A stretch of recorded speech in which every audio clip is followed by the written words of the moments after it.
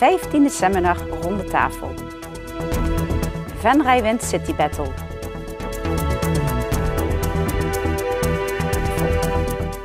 Het is vandaag 5 juni.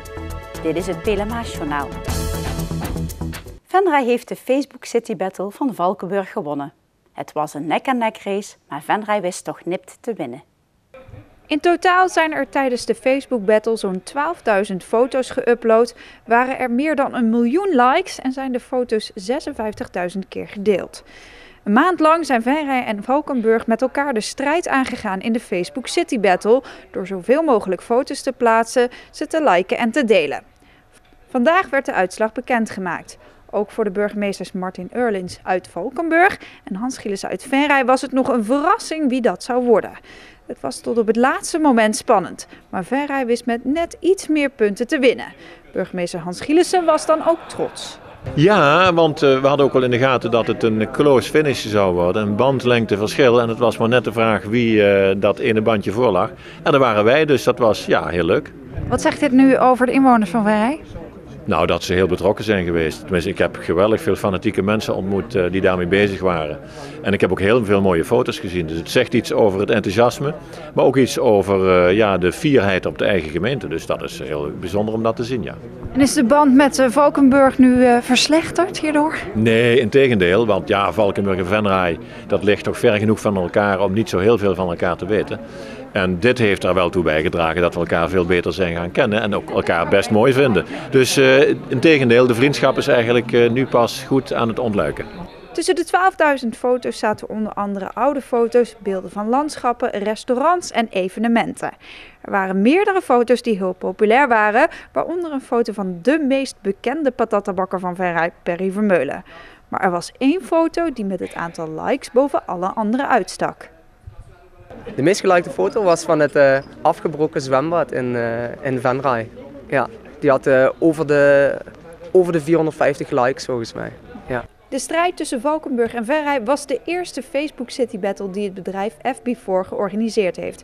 Lars hoopt dat het concept van de City Battle een vervolg krijgt. Ik heb de gemeente Venray uitgedaagd om het stokje over te dragen aan een volgende gemeente die de titel kan overnemen als het ware voor de tweede City Battle. Wie denkt u dat de strijd moet aangaan? Dat is een goede vraag, daar heb ik nog niet over nagedacht. Dus daar moeten we nog eens over nadenken. En iedereen die daar goede ideeën over heeft, is van harte welkom. Chalet Groep uit Utrecht, de eigenaar en verhuurder van het huidige bedrijfsperceel van Inalfa, verzet zich tegen de verhuizing van het Venrayse bedrijf naar de Hulst 2. De gemeente werkt echter graag mee aan de verplaatsing, zodat de hoofdvestiging van Inalfa behouden blijft voor Venray. Chalet Groep vindt dat er te weinig is gekeken naar de herontwikkeling van de huidige locatie aan de Maasheeseweg.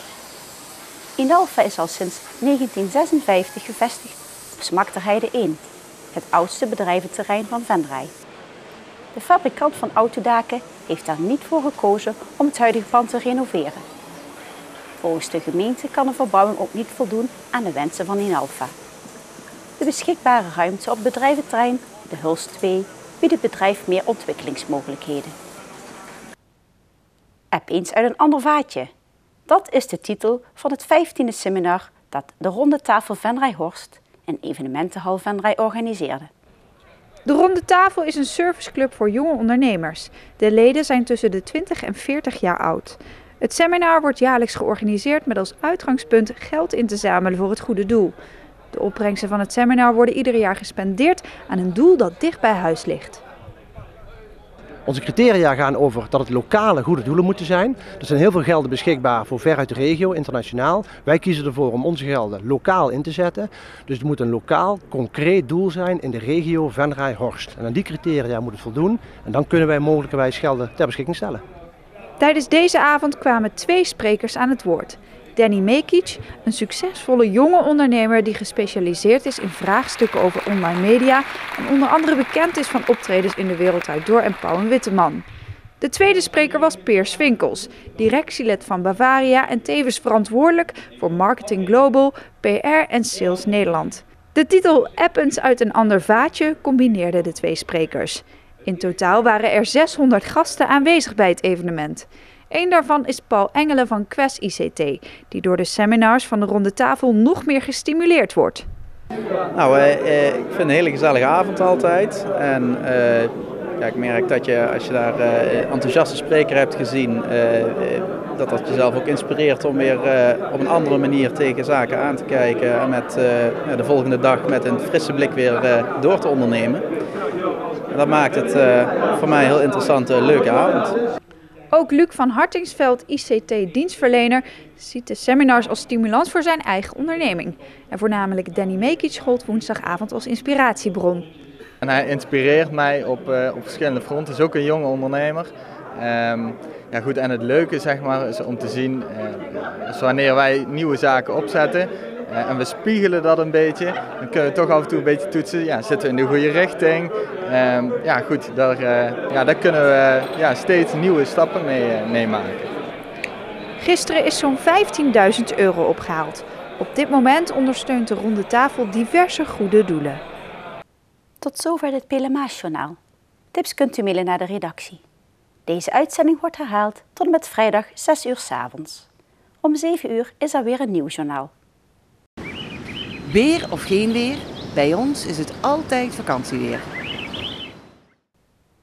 Aankomende nacht verloopt droog en vrij helder. Morgen overdag is het zonnig weer.